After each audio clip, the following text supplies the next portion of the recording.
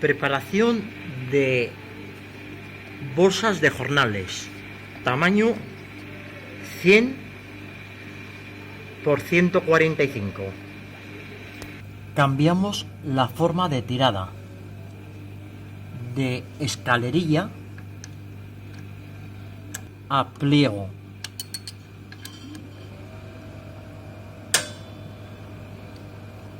Cambiamos de escalerilla a pliego. Una vez preparada la máquina, ponemos una base de imán en el lado de servicio. Sobres la solapa levante a la misma altura que la base de imán. Lo ponemos, bajamos la bandeja de entrada y colocamos otros sobres. Cuando vemos que la altura de la solapa sea más alta que la trasera,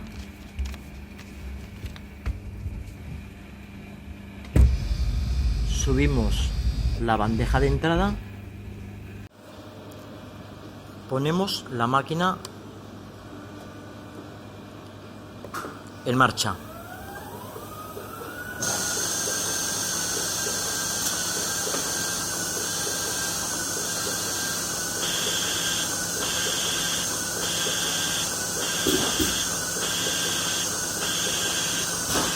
Y en la primera impresión le damos más velocidad.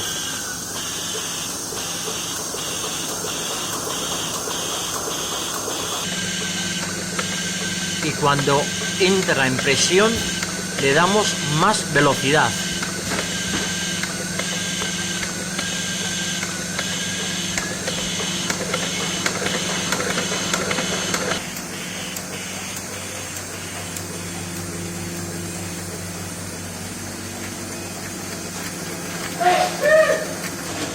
Van saliendo los sobres impresos uno a uno en forma de pliego.